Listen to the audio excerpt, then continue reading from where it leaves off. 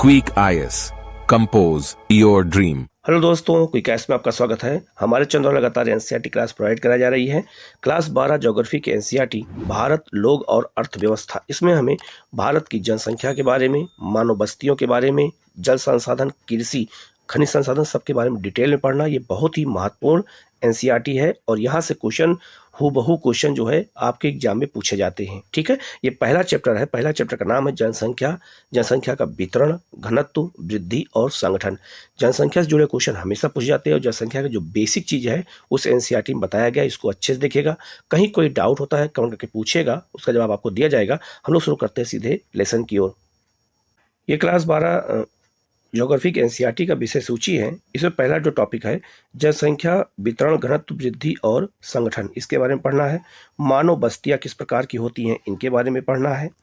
इसके अलावा जो है भू संसाधन और कृषि, यहाँ से जुड़े हुए क्वेश्चन बहुत ही महत्वपूर्ण है, पूछे जाते हैं। इसके अलावा है आपका जल संसाधन। भारत के संदर्भ में जल संसाधन, सिंचाई कैसे होती है, सबके बारे में डिटेल में है। खनिज और ऊर्जा संसाधन भारत के परिप्रेक्ष्य में। भारत के संदर्भ में नियोजन और सतत पोषणीय विकास क्या होता है। भारत के संदर्भ में परिवहन और संचार क्या होता है। अंतर्राष्ट्रीय व्यापार में भारत का क्या योगदान है, इनके बारे में। और भौगोलिक जो है परिप्रेक्ष्य में चयनित कुछ मुद्दे और समस्याएं जो होती हैं उनके बारे में यहाँ पर हमें पढ़ना है। तो टोटल 9 टॉपिक इसमें दिए गए हैं, अलग अलग करके चैप्टर वाइज सारे टॉपिक मैं आपको प्रोवाइड करा दूंगा। आपको चैनल को सब्सक्राइब करना है, बेल आइकन को प्रेस करना है, जिससे इस तरह क्लास आपको लगातार मिलती रहे और सारी एनसीईआरटी आपको हमारे चैनल पर बिल्कुल फ्री में है, आपको मिल जाएगी। हम लोग शुरू करते हैं सीधे लेसन की ओर। पहला चैप्टर है जनसंख्या, वितरण, घनत्व, वृद्धि और संगठन। जनसंख्या का वितरण भारत के संदर्भ में, घनत्व, वृद्धि और संगठन। तो हमें पूरे भारत के संदर्भ में इसको पढ़ना है, जनसंख्या के बारे में। और ये बहुत बेसिक टॉपिक है, यहाँ से क्वेश्चन हमेशा पूछे जाते हैं, इसलिए हमें इसको बहुत ही अच्छे से करने की जरूरत है, जिससे अगर क्वेश्चन आपके पूछे जाए एग्जाम में तो गलत ना होने पाए। और ये बहुत ही महत्वपूर्ण एनसीईआरटी, इसलिए इसको पूरा वीडियो को अंत तक आपको देखना है। लिखा है आगे कि लोग किसी देश के अत्यंत महत्वपूर्ण घटक होते हैं। तो लोग मतलब होता है जनता। जनता जो है किसी भी देश का सबसे महत्वपूर्ण घटक होता है। अगर जनता ही नहीं रहेगी तो सरकार नहीं रहेगी, संसाधन का यूज कौन करेगा। भारत अपनी जो है 121 करोड़ 2011 की जनगणना के अनुसार 121 करोड़, आज हम जो है 140 करोड़ पहुंच गए हैं लगभग। अभी जनसंख्या के आंकड़े नहीं आए हैं, लेकिन ये अनुमान लगाया जा रहा है कि आज हम 140 करोड़ हो गए हैं। और जो है ये भी याद रखेगा, आज विश्व में हम सबसे अधिक जनसंख्या वाला देश बन गए हैं। तो जनसंख्या के साथ चीन के बाद नहीं, अब हम चीन को आगे, मतलब चीन से आगे निकल चुके हैं और जो है विश्व में हम सबसे अधिक जनसंख्या वाला देश बन गए हैं।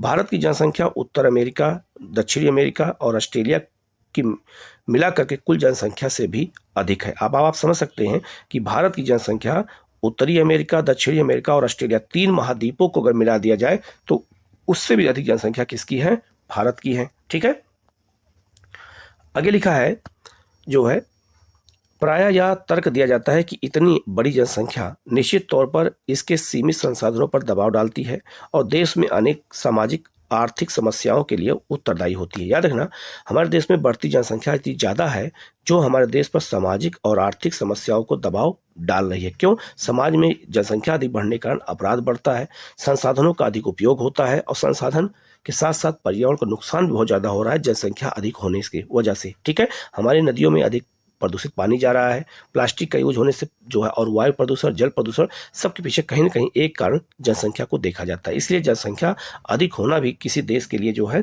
एक तरह से कहा जाए तो एक जो है एक आपदा देखी जाती है। ठीक है, आगे लिखा है इस अध्याय में हम भारत की जनसंख्या के वितरण को, प्रतिरूप को, घनत्व को, वृद्धि को और संगठन के बारे में हम विवेचना करेंगे। डिटेल में इसको हम पढ़ेंगे। ठीक है, यहाँ लिखा है जनसंख्या आंकड़ों के स्रोत। हमारे देश में जनसंख्या के आंकड़ों को प्रति 10 वर्ष में बाद होने वाली जनगणना के द्वारा एकत्रित किया जाता है।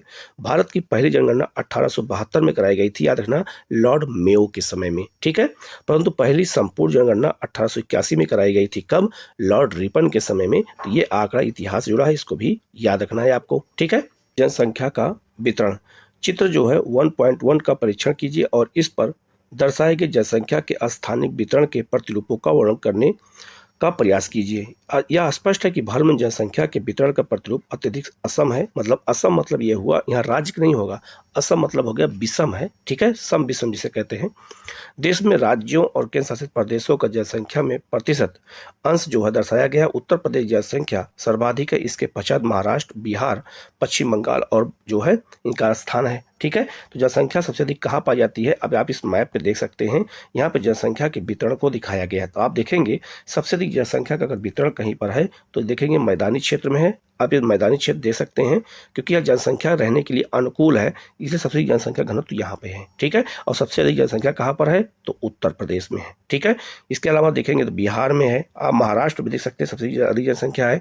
इसके अलावा पश्चिम बंगाल में देख सकते हैं। तो जनसंख्या घनत्व कुछ ही क्षेत्र में क्यों है, क्योंकि ये मैदानी क्षेत्र है, यहाँ संसाधन अधिक है।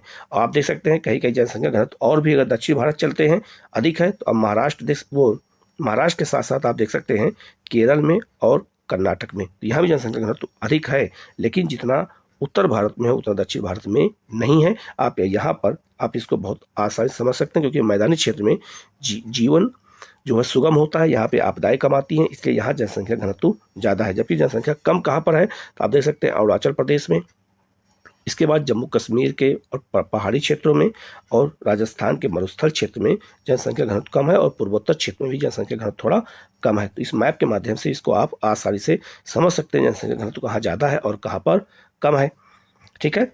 आगे लिखा है जो है, लिखा है यहाँ पे कि उसमें जो आपने देखा है चित्र में, तमिलनाडु, मध्य प्रदेश, राजस्थान, कर्नाटक, गुजरात के साथ उत्तर प्रदेश, महाराष्ट्र, बिहार, पश्चिम बंगाल और आंध्र प्रदेश की जनसंख्या मिलकर देश की कुल जनसंख्या का 76 जो है 6% है, ठीक है। तो कुछ देश अगर देश के राज्यों को मिला लिया जाए तो 76% जनसंख्या है। दूसरी ओर जम्मू कश्मीर 1.04%, अरुणाचल प्रदेश 0.84% और उत्तराखंड में 0.83% जैसे राज्यों की जनसंख्या का आकार इनके विशाल भौगोलिक क्षेत्र के बावजूद अत्यंत छोटा है। क्यों, क्योंकि पर्वतीय क्षेत्र है और यहाँ जो है जनसंख्या कम पाई जाएगी, तो मैदानों में जनसंख्या क्या है अधिक पाई जाती है। लिखा है भारत में जनसंख्या का ऐसा असम स्थानिक वितरण देश की जनसंख्या और जो है भौतिक, सामाजिक, आर्थिक और ऐतिहासिक कारकों के बीच घनिष्ठ संबंध प्रकट करता है। याद रखना, हमारे देश में जनसंख्या का इतना जो है असमान वितरण क्यों हुआ है, तो इसका मतलब ये हुआ कि जहां पर मैदान है अर्थात भौतिक क्षेत्र है वहां जनसंख्या ज्यादा है, जहां पर्वतीय क्षेत्र वहां जनसंख्या कम होगी। तो याद रखना भौतिक क्षेत्र भी, भौगोलिक क्षेत्र भी जनसंख्या को प्रभावित करता है, सामाजिक प्रभावित करता है, आर्थिक प्रभावित करता है और ऐतिहासिक जो है ये भी जनसंख्या को प्रभावित करते हैं, ठीक है। तो जहां पर अच्छा वातावरण रहेगा, जहां पर अनुकूल जलवायु रहेगी वहां के लोग ज्यादा जनसंख्या रहेगी, और जहां जलवायु प्रतिकूल है जैसे पर्वतीय क्षेत्रों में, मरुस्थलीय क्षेत्रों में, तो वहां जनसंख्या कम रहेगी।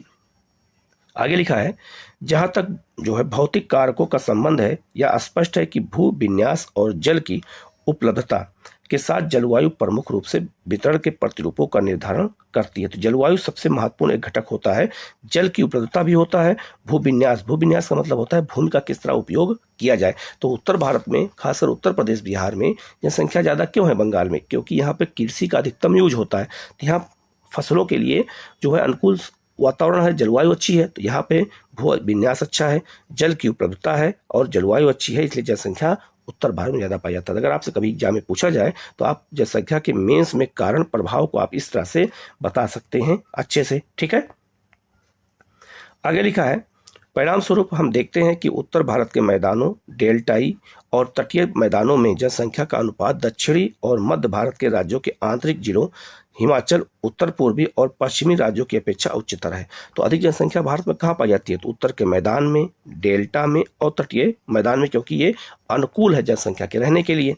फिर भी सिंचाई के विकास राजस्थान में, खनिज संसाधन और ऊर्जा संसाधन की उपलब्धता झारखंड में, परिवहन जाल के विकास प्रायद्वीपीय राज्यों के परिणाम स्वरूप उन क्षेत्रों में पहले विरल जनसंख्या क्षेत्र थे वह अब जनसंख्या के मध्यम और उच्च संकेंद्रण की ओर हो रहे हैं। तो याद रखना जिन राज्यों में जनसंख्या कम है वहां भी अब बढ़ रही है, जैसे सिंचाई सुविधा जब हो गई राजस्थान में बढ़ना शुरू हो गया, खनिज संसाधन यहाँ ज्यादा पाए जाने लगे, झारखंड में बढ़ने लगी जनसंख्या, परिवहन व्यवस्था अच्छी हो गई दक्षिण भारत में, तो जनसंख्या अब वहां भी तेजी से बढ़ने लगी है, ठीक है, पहले ऐसा नहीं था।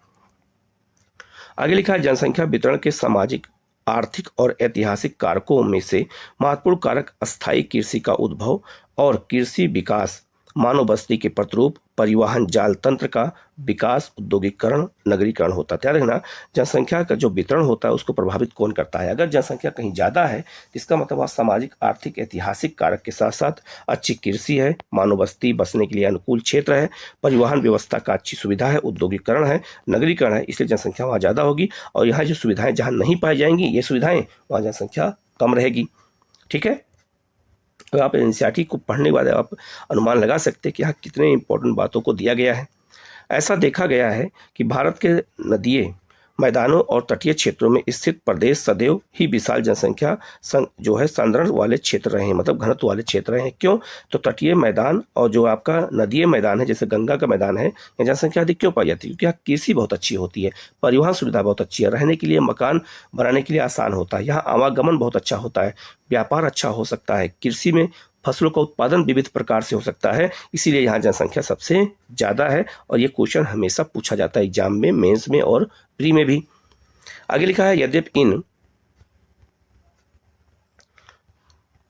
इन प्रदेशों में जमीन और जल जैसे प्राकृतिक संसाधनों में उपयोग के कारण निम्नीकरण हुआ है, फिर भी मानव बस्ती के आरंभिक इतिहास और परिवहन जाल तंत्र के विकास के कारण जनसंख्या का जो है सांद्रण, मतलब उच्च घनत्व उच्च बना हुआ है। दूसरी ओर दिल्ली, मुंबई, कोलकाता, बेंगलुरु, पुणे, अहमदाबाद, चेन्नई, जयपुर के नगरीय क्षेत्र औद्योगिक विकास और नगरीकरण के कारण बड़ी जनसंख्या में ग्रामीण नगरीय प्रवासियों को आकर्षित करते रहे। ध्यान रखना, जो दिल्ली, मुंबई, कोलकाता, ये सब बड़े बड़े नगर बसे हैं, ये क्यों बसे? क्योंकि ये औद्योगिक नगर हैं और यहाँ रोजगार ज़्यादा है। तो रोजगार की तलाश में गाँव से लोग यहाँ से प्रवास करके यहाँ चले आए और दिल्ली, मुंबई में आकर के बस गए और यहीं पर इसलिए जनसंख्या क्या हो गई? ज़्यादा हो गई। जैसे दिल्ली जनसंख्या ज़्यादा क्यों है? क्योंकि यहाँ पे यूपी के लोग, बिहार के लोग, उत्तराखंड के लोग, राजस्थान के लोग, हरियाणा के लोग, मध्य प्रदेश और दक्षिण भारत के लोग, हर क्षेत्र के लोग दिल्ली में पाए जाते हैं, इसलिए दिल्ली को मिनी इंडिया भी कहते हैं। ठीक है, तो याद रखना, प्रवास हुआ है, तो प्रवास होने का लोग जो है रोजगार की तलाश में जो है दिल्ली आ गए, मुंबई आ गए और आकर के बस गए और धीरे धीरे इसका आकार जो है क्या हुआ? बढ़ता चला गया। याद रखना, औद्योगिकरण भी नगरीकरण को बढ़ाने में एक बहुत बड़ी भूमिका निभाता है, इसलिए इन क्षेत्रों में जनसंख्या का जो उच्च संद्रण जो है पाया जाता है। तो इन क्षेत्रों में जनसंख्या सबसे ज्यादा पाई जाती है, इसलिए हम इन्हें महानगर की संज्ञा देते हैं। ठीक है, अब बात करेंगे जनघनत्व क्या होता है। तो जनघनत्व जो है, याद रखना, 1 वर्ग किलोमीटर में जनसंख्या जो निवास करती है उसको कहते हैं जनघनत्व। तो जनघनत्व वर्तमान में अगर कहा जाए 2011 जनगणना के अनुसार तो बिहार का जनघनत्व सबसे अधिक है, वहाँ जनघनत्व बहुत ज़्यादा पाया जाता है, 1 वर्ग किलोमीटर में सबसे अधिक व्यक्ति वहाँ रहते हैं। लिखा है, जनसंख्या के घनत्व को प्रति इकाई क्षेत्र में व्यक्तियों की संख्या द्वारा अभिव्यक्त किया जाता है। ध्यान रखना, जनसंख्या घनत्व किसमें व्यक्त करते हैं? तो प्रति इकाई क्षेत्र में व्यक्तियों की संख्या से। इससे भूमि के संदर्भ में जनसंख्या के स्थानिक वितरण को बेहतर ढंग से समझने में सहायता मिलती है। भारत का जनसंख्या घनत्व 382 व्यक्ति प्रति वर्ग किलोमीटर है 2011 की जनगणना के अनुसार। अभी हम याद रखना, आगे की जनगणना नहीं आई है, तो अभी हम 11 जनगणना को ही मान करके अध्ययन करेंगे। 1951 में जनसंख्या का घनत्व कितना था? 117 व्यक्ति था। आज कितना हो गया? 382 हो गया। से बढ़कर 2011 में 382 प्रति वर्ग किलोमीटर होने से विगत 50 वर्षों में 200 व्यक्ति प्रति वर्ग किलोमीटर में अधिक जो है उत्तरोत्तर वृद्धि हुई है। तो याद रखना, जनसंख्या वृद्धि इसीलिए तेजी से हो रही है। ठीक है, आगे लिखा है, जो आंकड़े दर्शाए गए हैं, लिखा है, देश में जनसंख्या घनत्व की स्थानिक भिन्नता का आभास होकर आते हैं। तो जो अरुणाचल प्रदेश में कम से कम 17 व्यक्ति, अरुणाचल प्रदेश में सबसे कम जनघनत्व है, 17 व्यक्ति पाए जाते हैं प्रति वर्ग किलोमीटर। ठीक है, दिल्ली के राष्ट्रीय राजधानी क्षेत्र में 11,297 व्यक्ति प्रति वर्ग किलोमीटर में पाए जाते हैं। तो दिल्ली घनत्व सबसे ज्यादा है अगर देखा जाए केंद्र शासित प्रदेशों में।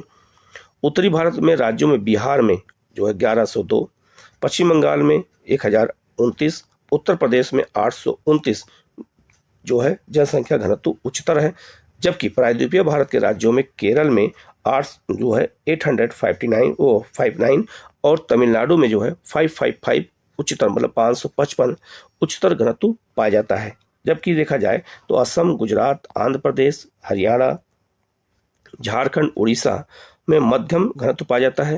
हिमाचल प्रदेश के पर्वतीय राज्यों और असम को छोड़कर भारत के उत्तर पूर्वी राज्यों में अपेक्षाकृत घनत्व निम्न घनत्व पाया जाता है। ठीक है, तो एक तरफ उच्च जनघनत्व है एक तरफ निम्न है और कुछ राज्यों में मध्यम है, जबकि अंडमान निकोबार द्वीप समूह को छोड़कर केंद्र शासित प्रदेशों में जनसंख्या के उच्च घनत्व पाए जाते हैं। तो याद रखना, जितने भी केंद्र शासित प्रदेश हैं हर जगह जनसंख्या का उच्च घनत्व पाया जाता है। केवल जो है अंडमान निकोबार द्वीप को अगर छोड़ दिया जाए तो सब हर जगह पे जनघनत्व क्या है, अधिक है।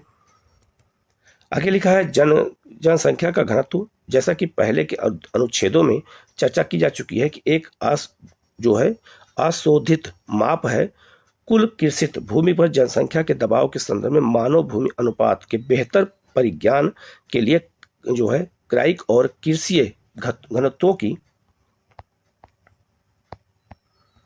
ज्ञान करना चाहिए, जो भारत जैसे विशाल कृषि जनसंख्या वाले देश के लिए सार्थक है। मतलब उनका कहने मतलब यह है कि कायिक जनसंख्या किसे कहते हैं, कृषि घनत्व किसे कहते हैं, इन सबको देखना है। तो यहाँ लिखा है जो है कायिक जो है घनत्व क्या होता है, तो कुल जनसंख्या निवल कृषि क्षेत्र, तो कुल जनसंख्या में निवल कृषि क्षेत्र क्या है उसको कहते हैं। कृषि घनत्व किसे कहते हैं, कुल कृषि जनसंख्या जो है बटा निवल कृषि जनसंख्या। तो कुल कृषि जनसंख्या में शुद्ध जो कृषि होती है उसको करते हैं, तब हमें कृषि घनत्व पता चलता है।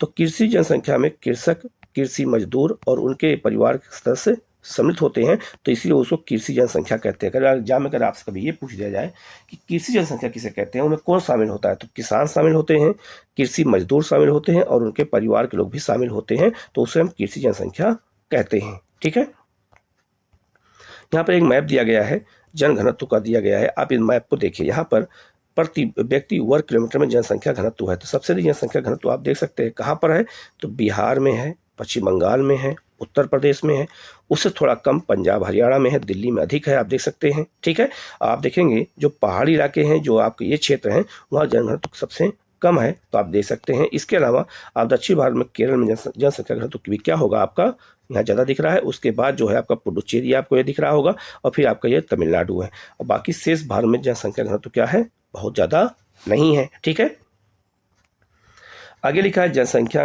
जो है की वृद्धि, जनसंख्या की वृद्धि क्या होता है, लिखा है जनसंख्या वृद्धि दो समय बिंदुओं के बीच किसी क्षेत्र विशेष में रहने वाले लोगों की संख्या में परिवर्तन को कहते हैं।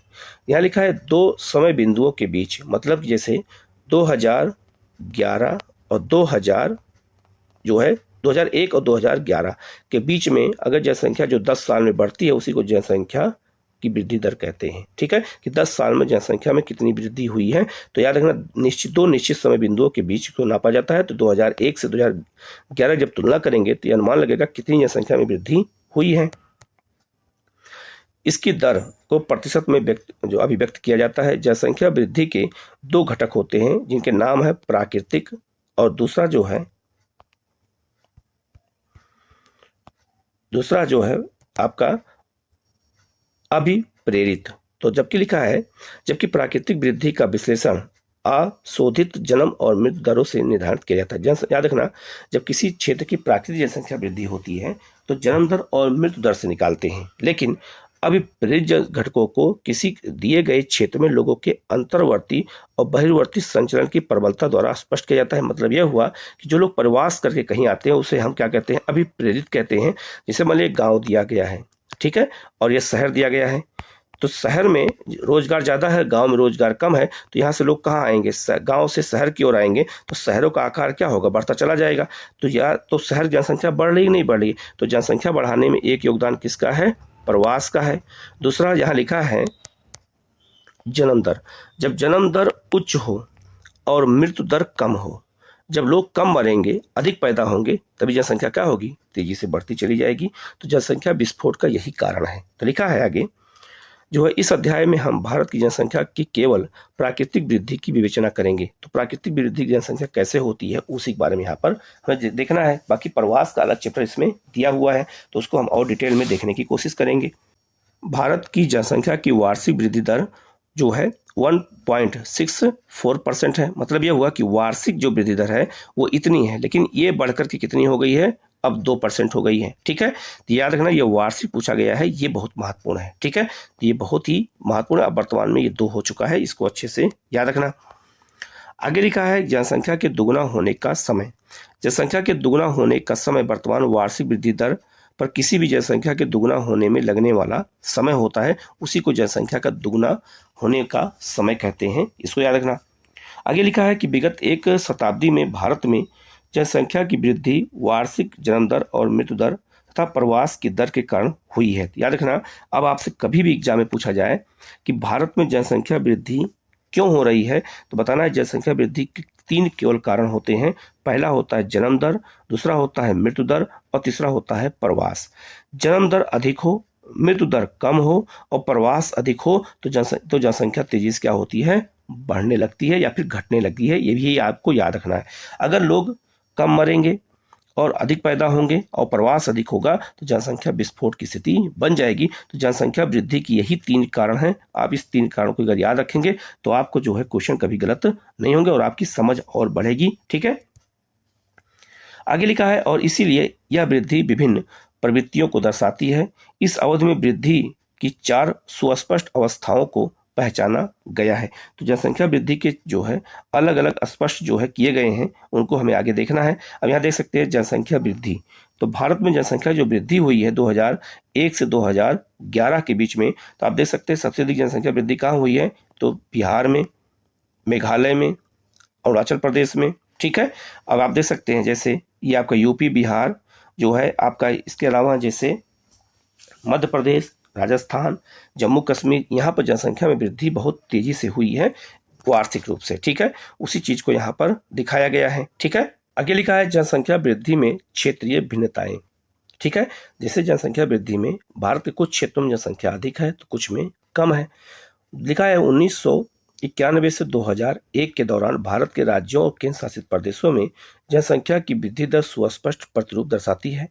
केरल, कर्नाटक, तमिलनाडु, आंध्र प्रदेश, उड़ीसा, पुडुचेरी और गोवा जैसे राज्यों में निम्न वृद्धि दर पाई जाती है। तो यहाँ इन राज्यों में क्या है, लोग पढ़े लिखे हैं और यहाँ जो है क्या पाया जाता है, तो निम्न वृद्धि दर पाई जाती है जो दशक में 20% से अधिक नहीं हुई। केरल में 9.4 में न केवल इस वर्ग के राज्यों में बल्कि पूरे देश में भी निम्नतम वृद्धि दर दर्ज की गई है। आगे, देश के उत्तर पश्चिमी, उत्तरी और उत्तर मध्य भागों में पश्चिम से पूर्व स्थित राज्यों की एक सतत पेटी में दक्षिणी राज्यों की अपेक्षा उच्च वृद्धि दर पाई जाती है। इस पेटी के राज्यों में गुजरात, महाराष्ट्र जो है याद रखना, यहाँ पे उच्च वृद्धि दर पाई जाती है।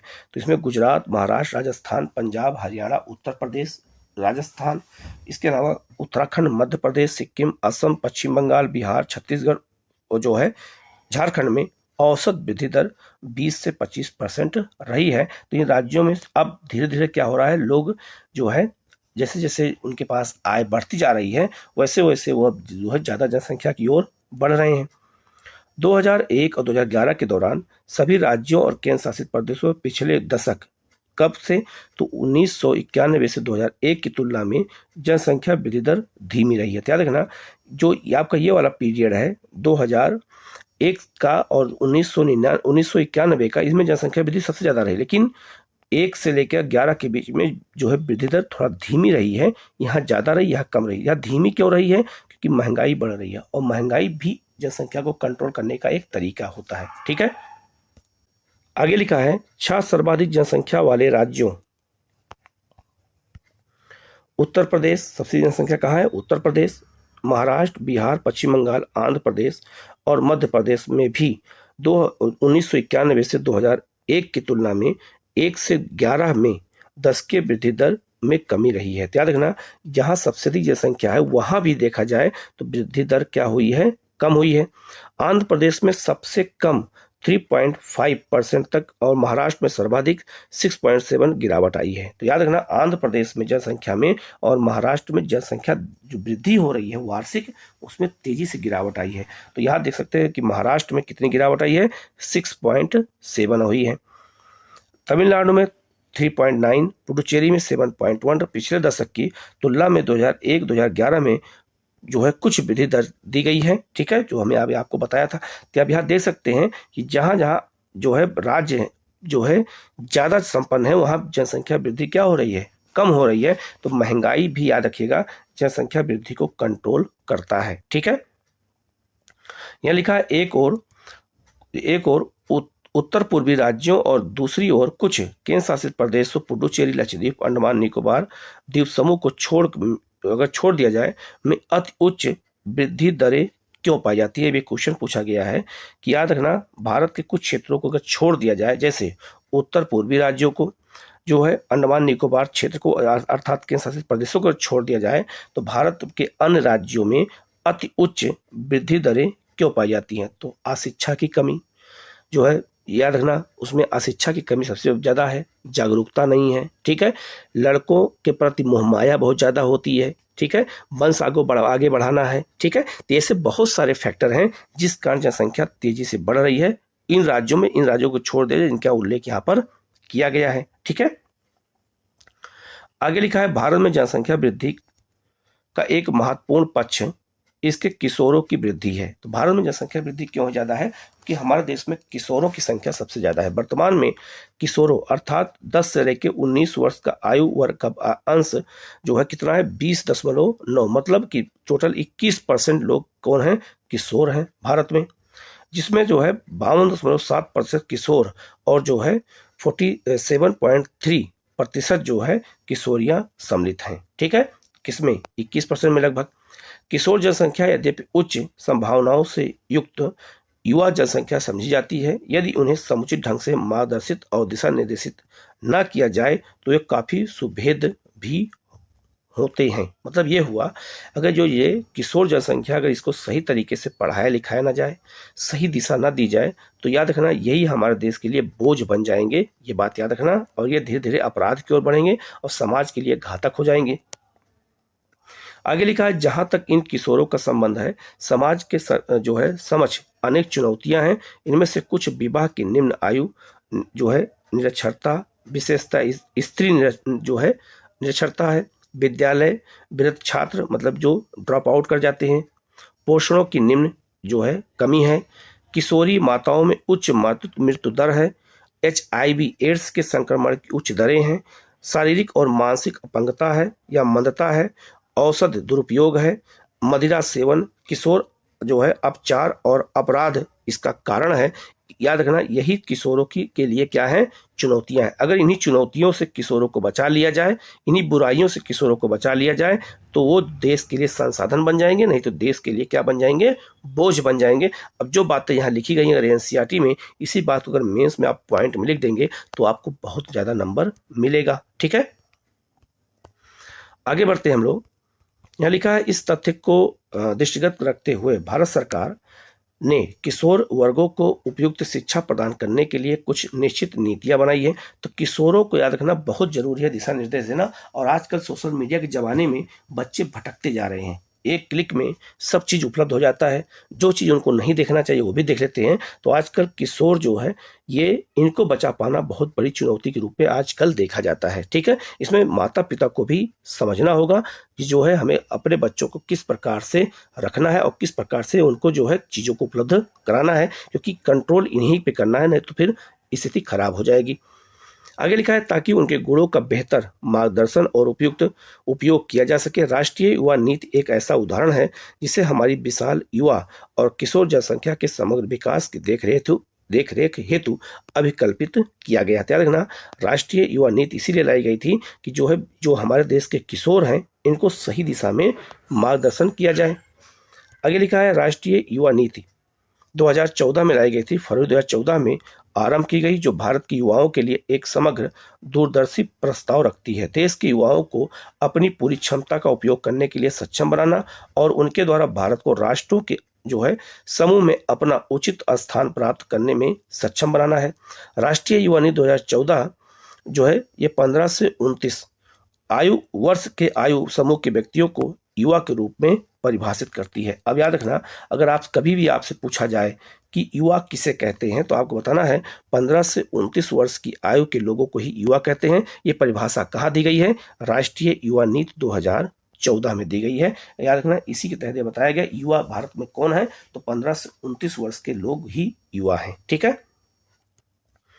आगे लिखा है, एक योजना शुरू की गई थी, कौशल विकास योजना। याद रखना, युवाओं को अगर हम कौशल से जोड़ दें तो उनके लिए एक रोजगार परक चीजें हो जाएंगी। तो बच्चों को, किशोरों को, युवाओं को हमें रोजगार से जोड़ने के लिए कौशल विकास बहुत जरूरी है। तो लिखा है, भारत सरकार ने वर्ष 2015 में कौशल विकास और उद्यमिता के लिए नीति बनाई, जिसका उद्देश्य देश भर में हो रही कौशल से संबंधित गतिविधियों के लिए एक रूपरेखा प्रदान करना था। तो कौशल विकास अगर हम युवाओं को जोड़ देंगे, जो 2015 में शुरू की गई थी, तो भारत की युवा भटकेंगे नहीं, वो कोई ना कोई काम सीख लेंगे। साथ ही साथ इन सभी गतिविधियों को एक मानक के साथ बांधना तथा विभिन्न कौशलों को उनके भाग केंद्रों के साथ जोड़ना शामिल है। लिखा है, ऊपर की गई विवेचना से ऐसा प्रतीत होता है कि देश में दिक् और काल के संदर्भ में जनसंख्या वृद्धि दर में व्यापक भिन्नता पाई जाती है, जो जनसंख्या की वृद्धि से संबंधित अनेक सामाजिक समस्याओं को उजागर करती है। फिर भी जनसंख्या की वृद्धि प्रतिरूपों की बेहतर अंतर्दृष्टि प्राप्त करने के लिए यह आवश्यक है कि जनसंख्या के सामाजिक संगठन की पड़ताल की जाए। तो जनसंख्या के सामाजिक संगठन अगर हम पड़ताल कर लेंगे तो यह हमारे लिए क्या हो जाएगा, आसान हो जाएगा, और इससे जो है जनसंख्या को हम अधिक कौशल बना सकते हैं। अब लिखा है, जनसंख्या संगठन क्या होता है। जनसंख्या संगठन जनसंख्या भूगोल के अंतर्गत अध्ययन का एक सुस्पष्ट क्षेत्र है, जिसमें आयु, लिंग का विश्लेषण, निवास का स्थान, मानव जातीय लक्षण, जनजातियां, भाषा, धर्म, वैवाहिक स्थिति, साक्षरता, शिक्षा, व्यावसायिक विशेषताएं आदि का अध्ययन किया जाता है।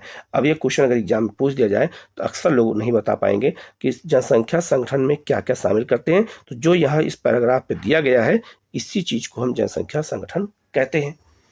इस खंड में ग्रामीण नगरीय विशेषताओं, भाषा, धर्म, व्यवसाय के प्रतिरूपों के संदर्भ में भारत की जनसंख्या के संगठन की विवेचना की जाएगी। इसी के बारे में हम यहाँ पढ़ेंगे। तो जनसंख्या संगठन मतलब जनसंख्या हमारी किन किन चीज़ों से, किन किन लोगों से मिलकर बनी है। तो जिसमें जो है जनजातियां हैं, भाषा के आधार पे, धर्म के आधार पे, शिक्षा, साक्षरता, व्यवसायिक विशेषताएं, सबको मिला करके हम क्या कहते हैं, जनसंख्या संगठन कहते हैं। आगे लिखा है जो है ग्रामीण नगरीय संगठन। ग्रामीण नगरीय संगठन में क्या होता है, अंतर होता है। ग्राम का संगठन अलग होता है और नगरों का अलग होता है। तो लिखा है, अपने अपने निवास के स्थानों के अनुसार जनसंख्या का संगठन सामाजिक और आर्थिक विशेषताओं का एक महत्वपूर्ण सूचक है। जब देश की कुल जनसंख्या का 68.8% भाग गांव में रहता हो तब यह और भी सार्थक हो सकता है। ध्यान रखना, भारत में 2011 जनगणना के अनुसार 68.8% लोग कहाँ रहते हैं, तो गाँव में रहते हैं। ठीक है, और 32.2% लोग कहाँ रहते हैं, शहरों में। तो अगर आपसे पूछा जाए भारत में शहरीकरण कितना है, तो बताना है 32.2% लोग अभी शहर में रहते हैं और 68.8% कहाँ रहते हैं, तो ये रहते हैं गांव में। लेकिन अब ये आंकड़ा बदल जाएगा जब नई जनगणना आएगी। क्यों? क्योंकि गांव से लोगों का पलायन और तेजी से हुआ है। आगे लिखा है, क्या आप जानते हैं कि सन 2011 की जनगणना के अनुसार भारत में जो है, याद रखना, 6,40,867 गांव हैं, जिनमें से 5,97,608 जो है गांव जो है बसे हुए हैं। फिर भी पूरे देश में ग्रामीण जनसंख्या का वितरण समान नहीं है, कहीं ज्यादा है तो कहीं कम है। आपने ध्यान दिया होगा कि बिहार और सिक्किम जैसे राज्यों में ग्रामीण जनसंख्या का प्रतिशत बहुत अधिक है, क्योंकि वहां नगरीकरण कम हुआ है, जबकि गोवा और महाराष्ट्र राज्यों की कुल जनसंख्या का आधे से अधिक भाग गांव में बसता है। ठीक है, तो याद आप समझ गए होंगे जनसंख्या का घनत्व तो कहीं ज्यादा है कहीं कम है। दूसरी ओर जो है दादरा और नागर हवेली में जो है 53.38% को छोड़ करके शेष केंद्र शासित प्रदेशों का लघु अनुपात ही ग्रामीण जनसंख्या का है। गांव का आकार भी काफी हद तक भिन्न है। उत्तर पूर्वी भारत के पहाड़ी राज्यों, पश्चिमी राजस्थान और कच्छ के रण में यह जो है 2000 व्यक्तियों से कम, और केरल और महाराष्ट्र के कुछ भागों में यह 17,000 व्यक्ति तक पाया जाता है। ठीक है, तो याद रखना, ये है आपका ग्रामीण जनसंख्या का और शहरी जनसंख्या का अनुपात बताया गया है। भारत की ग्रामीण जनसंख्या के वितरण के प्रतिरूप का संपूर्ण परीक्षण उजागर करता है कि अंतर राज्य और अंतर राज्य दोनों स्तर पर नगरीकरण का सापेक्षिक परिणाम और ग्रामीण नगरीय प्रवास का विस्तार ग्रामीण जनसंख्या के संदर्भ को निर्धारित करता है। मतलब यह हुआ कि ग्रामीण जनसंख्या तेजी से कम क्यों हो रही है, क्योंकि पलायन हो रहा है, लोगों का प्रवास हो रहा है शहरों की ओर, इसलिए ग्रामीण जनसंख्या और नगरीय जनसंख्या में हमें ये अंतर जो है देखने को मिल रहा है। आगे लिखा है, आपने देखा होगा कि ग्रामीण जनसंख्या के विपरीत भारत में जो है नगरीय जनसंख्या का अनुपात जो है 31.16% काफी निम्न है, किंतु पिछले दशकों में यह वृद्धि की बहुत तीव्र दर को दर्शा रहा है। नगरीय जनसंख्या की वृद्धि दर जो है समृद्ध आर्थिक विकास, स्वास्थ्य और स्वास्थ्य संबंधी दशाओं में सुधार के कारण तेजी से बढ़ी है। अगर आपसे कभी पूछा जाए कि नगरों में जनसंख्या तेजी से क्यों बढ़ रही है, तो बताना है आर्थिक विकास वहाँ ज्यादा हो रहा है, वहाँ रोजगार ज्यादा मिलता है, इसलिए लोग गांव से शहर की ओर भागते हैं। स्वास्थ्य सुविधाएं वहाँ बहुत अच्छी होती हैं, और याद रखना शिक्षा व्यवस्था के कारण अच्छी होने के कारण लोग गांव से कहाँ भागते हैं, शहरों की ओर। तो शहरी जनसंख्या वृद्धि की यही कारण है, आपको ये कारण याद रखना है। आप इसको अगर याद रखेंगे तो आप इससे जुड़े हुए क्वेश्चन आसानी से लिख सकते हैं। लिखा है, कुल जनसंख्या की भांति नगरीय जनसंख्या के वितरण में भी देश में भिन्नताएं पाई जाती हैं। मतलब यह हुआ जैसे कुल जनसंख्या में कहीं ज्यादा कहीं कम पाई जाती है, जैसे यूपी में, बिहार में, पश्चिम बंगाल में जनसंख्या ज्यादा पाई जाती है, जबकि पहाड़ी क्षेत्रों में जनसंख्या कम पाई जाती है। उसी तरह नगरीय जनसंख्या भी कुछ क्षेत्रों में ज्यादा पाई जाती है, कुछ क्षेत्रों में कम पाई जाती है। कैसे? तो लिखा है आगे, फिर भी ऐसा देखा गया है कि लगभग सभी राज्यों और केंद्र शासित प्रदेशों में नगरीय जनसंख्या काफी बढ़ी है। तो याद रखना, जो कुछ राज्य हैं और केंद्र शासित प्रदेश जैसे दिल्ली, चंडीगढ़ हो गया, पुडुचेरी हो गया, जहां जनसंख्या काफी तेजी से बढ़ी है। यह सामाजिक आर्थिक दशाओं के संदर्भ में नगरीय क्षेत्रों के विकास और ग्रामीण नगरीय प्रवास की बढ़ती हुई दर दोनों को इंगित करता है। याद रखना ये बहुत ही महत्वपूर्ण है। जो प्रवास हो रहा है, इसी वजह से जनसंख्या तेजी से गांव शहरों की बढ़ रही है।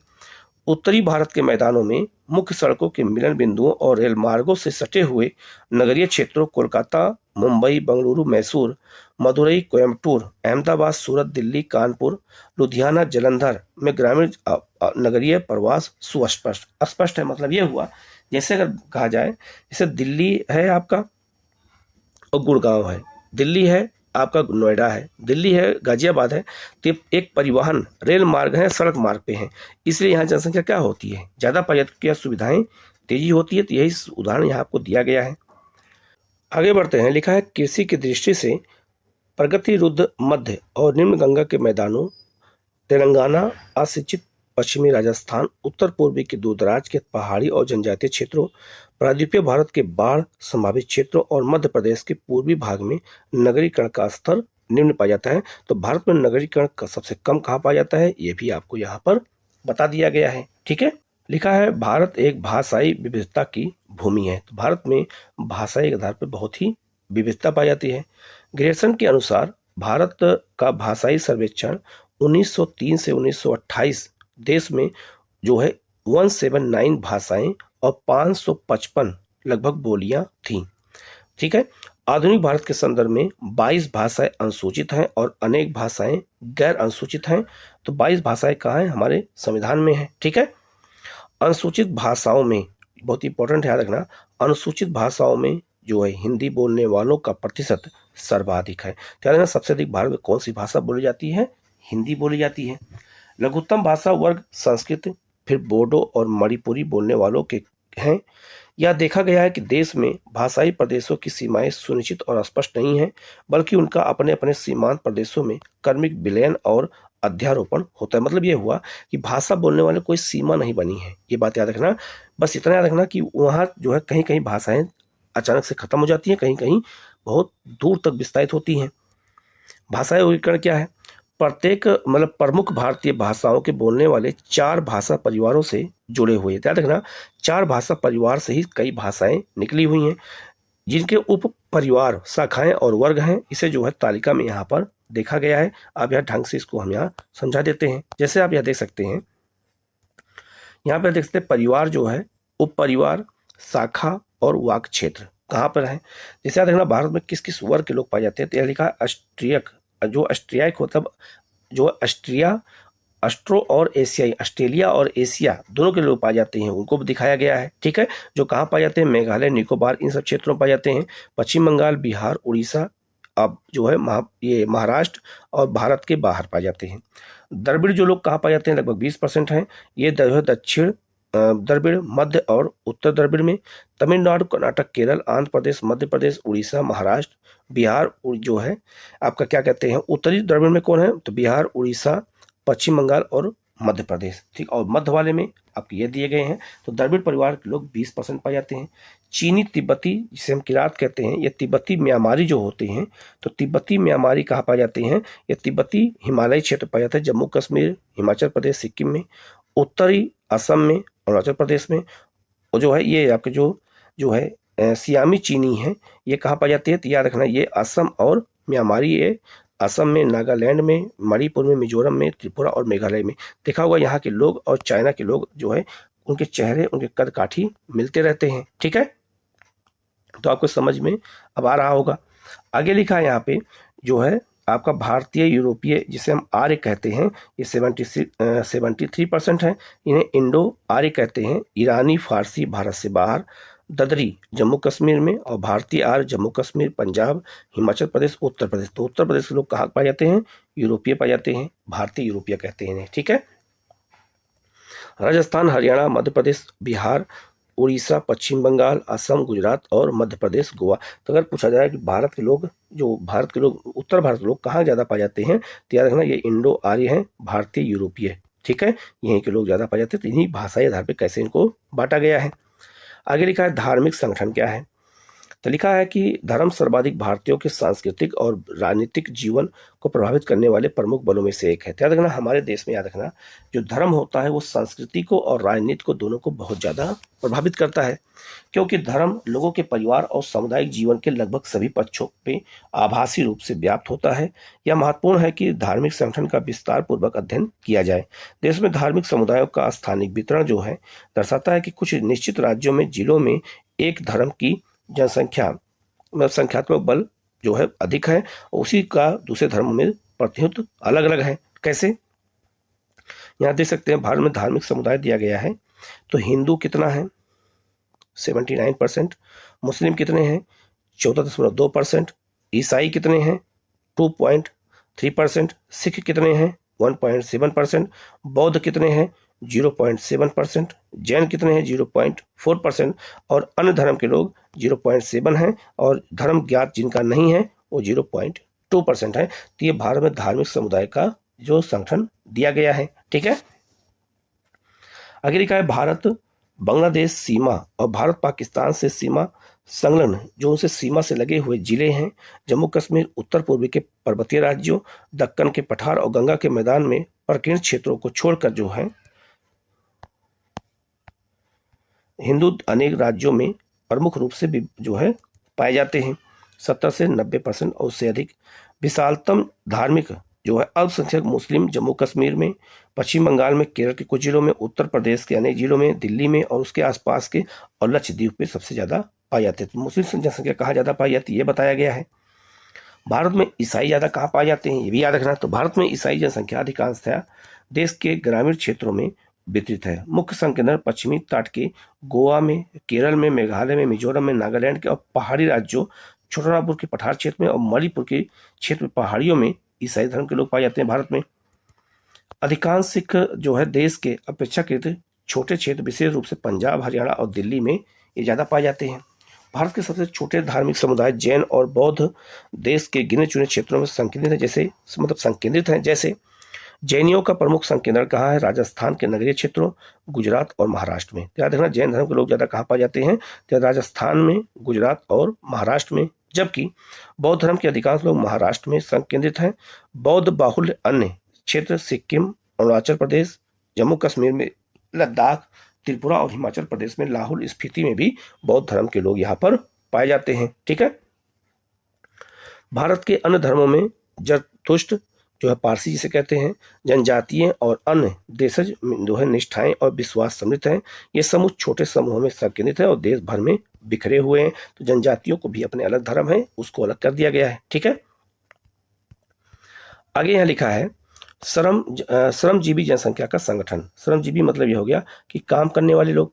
लिखा है आर्थिक स्तर की दृष्टि से भारत की जनसंख्या को 3 वर्गों में बांटा जाता है, जिनके नाम क्या है? मुख्य श्रमिक, सीमांत श्रमिक और अश्रमिक, ठीक है। लिखा है यहाँ पे जो है मानक जनसंख्या परिणाम क्या होता है? लिखा है मुख्य श्रमिक वह व्यक्ति है जो एक वर्ष में कम से कम 183 दिन 6 महीने काम जिसको मिलता है उसे हम मुख्य श्रमिक कहते हैं। सीमांत श्रमिक वह व्यक्ति है जो एक वर्ष में 183 दिनों 6 महीने से कम काम पाता है, तो उसे हम क्या कहते हैं? सीमांत श्रमिक कहते हैं। अब ये परिभाषा आपको जल्दी कहीं मिलेगी नहीं, इसलिए ऐसी परिभाषाओं को हमें एनसीईआरटी से ही देख करके याद करना पड़ता है और अपने बेसिक चीज को मजबूत करने की हमें जरूरत पड़ती है। आगे लिखा है यहाँ पे, ऐसा देखा गया है कि भारत में श्रमिकों दोनों मुख्य और सीमांत का अनुपात 2011 में कितना था? जो है 39.8% था, जबकि 60% की विशाल जो है संख्या अश्रमिकों की है। अश्रमिक मतलब असंगठित क्षेत्रों की है। यह एक जो है आर्थिक स्तर को इंगित करता है, मतलब इनको काम का निश्चित नहीं है कि उनको काम मिलेगा भी या नहीं मिलेगा, ठीक है। जिसमें एक बड़ा अनुपात आश्रित जनसंख्या का है। तो आश्रित जनसंख्या किसे कहते हैं? जो किसी पे निर्भर हो, जैसे महिलाएं, वृद्ध, बच्चे, इन्हें हम आश्रित जनसंख्या कहते हैं। ये बात याद रखना, कहीं नोट कर लेना। जो आगे बेरोजगार और अल्प रोजगार प्राप्त लोगों की संख्या बड़ी संख्या के होने की संभावना की ओर इशारा करता है। तो याद रखना, आश्रित जनसंख्या में इनके अलावा और कौन आएगा? तो याद रखना बेरोजगार लोग भी आएंगे, ये भी याद रखना। वो भी किसी न किसी पर क्या होते हैं? आश्रित होते हैं। आगे लिखा है, राज्यों और केंद्र शासित प्रदेशों श्रमजीवी जनसंख्या का अनुपात गोवा में लगभग 39.6%, दमन और दीव में लगभग 50% के करीब है। श्रमिकों के अपेक्षाकृत अधिक जो है प्रतिशत वाले राज्य हिमाचल प्रदेश में, सिक्किम में, छत्तीसगढ़ में, आंध्र प्रदेश में, कर्नाटक और अरुणाचल प्रदेश में है, नागालैंड, मणिपुर और मेघालय में है। केंद्र शासित प्रदेशों में दादर नगर हवेली और दमन दीव में की प्रतिभागिता दर ऊंची है, मतलब यहाँ के लोगों को काम ज्यादा मिलता है और जनसंख्या मजदूरों की कम है, लेकिन यहाँ काम उनको ज्यादा है।